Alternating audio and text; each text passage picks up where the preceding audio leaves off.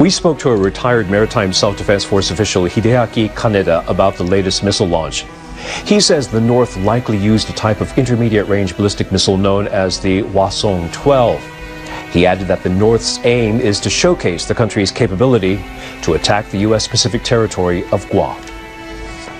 And that is one of the demonstration of the North Korea, who already declared to fire its IRBM Hwasong-12, which is capable to carry its warhead about maximum 5,500 kilometers.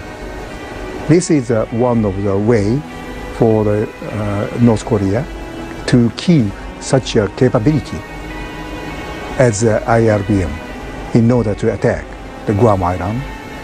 But this is in the another feature. It is a kind of transient model of the longer range ballistic missile, namely ICBM.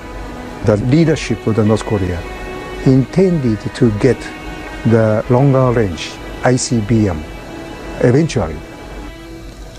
Kaneda says that it was a calculated decision by Pyongyang not to fire the missile directly towards Guam. This time, they didn't fire the southern wall, but the east wall. But that might be some kind of political consideration and for the North Korea.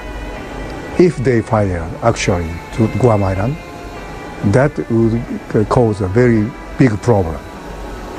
The leadership of the U.S. said that they have all kinds of alternatives, including military action against North Korea. Kirk Lippo, now of course the former USS Cole commander. And Commander, I'm looking at these developments and wondering how we respond. We've talked about maybe bringing tactical nuclear weapons to the Korean Peninsula to send a strong signal to the North, both the North Koreans and the Chinese, is that would be provocative, as if anything Kim Jong-un's been doing hasn't been provocative. But what do you make of that? Well, I think that, Neil, as Secretary Mattis and the President have both said, all options are on the table. If you're going to bring those weapons in, I think that we need to be much further down the road. At this point in time, I think there is still a large gap left for us to exercise diplomacy and especially economic measures.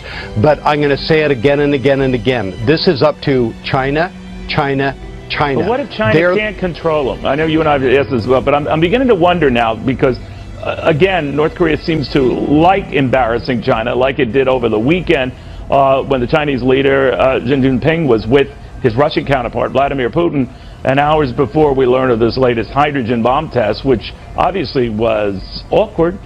So maybe China can't control it. Well, Neil, I don't think China has done anything to indicate that they are even willing to control. They have made token cuts to their fuel, to coal and other things, but they really have not started to squeeze off the economic lifeline to North Korea to tell them that they need to cut it. I think they basically stop and they don't allow anything to come through. And at some point in time, if it calls for a maritime blockade, then that's going to be tantamount to an act of war, but it is a way for us to begin to start squeeze and work with it. I think China still has opportunity for them to begin to engage with North Korea and tell them they have got to back down on this. If they don't, the reality is, Neil, that we are looking at going and having an armed conflict on the Korean Peninsula that, God forbid, might even go nuclear, because there is no path except for conflict unless China engages to try and stop the North Korean thing. We cannot allow the proliferation of nuclear weapons offensively pointed at the United States. U.S. intelligence agencies have assessed North Korea's most recent test was probably of a thermonuclear weapon. These pictures were from state media from North Korea. They won't go on to show the massive fireworks display that was put on that night in their honour as well. The crowds were told by North Korean officials, fed some classic North Korean rhetoric. North Korea will put an end to the destiny of the gangster-like US imperialists. Almost a week after North Korea's biggest nuclear weapons test, there have been celebrations on the streets of Pyongyang. Across the border in the south, protesters are furious about the stationing of American missile defence systems. Chris Reason reports from Seoul. Well, amid the tensions and high-stakes politics surrounding the Korean crisis, North Korea decided it was time to throw a party.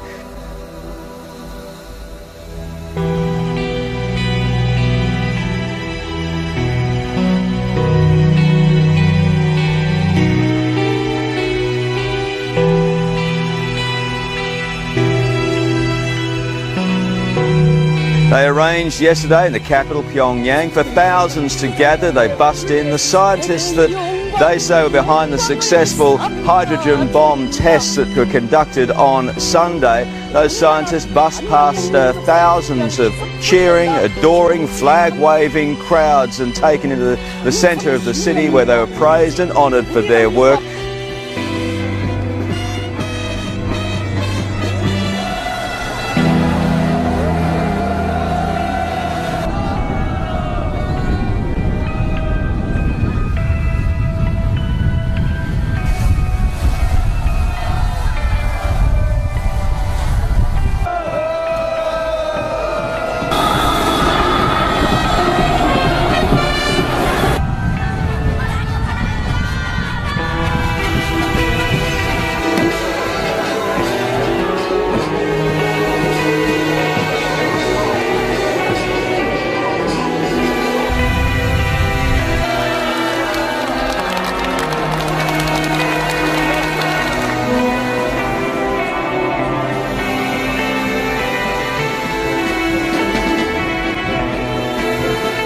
The THAAD missile interceptor launchers, those anti-missile missiles that have been so controversial here. Hundreds gathered to protest that movement, and there were some violent scenes. The locals say that putting that system into their village simply makes them a greater target. But no apologies from the South Korean government. Yesterday at the defence dialogue, the Seoul Defence Dialogue, the Prime Minister said that he would be doing all he could to increase South Korea's defensive systems at this tense time. Also there, Australia's Defence Minister Marise Payne echoing the call for sanctions, ratcheting up the pressure to try and get China and Russia to do more to isolate, strangle that North Korean regime, particularly talking about cutting off oil supplies to them. Also significant at that conference yesterday was the first official reaction from America about South Korea's push and discussion to rearm themselves with nuclear weapons. A three-star general told the assembled conference that they didn't think that was necessary, that South Korea was protected under the US nuclear umbrella, and that says it has given Kim Hyong-gil 72 hours to pack his things and leave. The ministry also expressed its absolute rejection of North Korea's nuclear test, saying it violates international law and poses a serious threat to Asia and the world. The Mexican government has sent an administrative order to all federal government institutions to fully implement the UN Security Council resolutions on North Korea. Local diplomatic sources say it's the first time Mexico has deported a foreign ambassador since 2000. Mexico is also the first UN member nation to take such a strong action since Pyongyang's 6th nuclear test on Sunday. Fishermen in Japan's northernmost main island say they're feeling uneasy. I feel uncertain. I want this situation to end as soon as possible. It's dangerous and causing us trouble. I hope North Korea won't launch more missiles.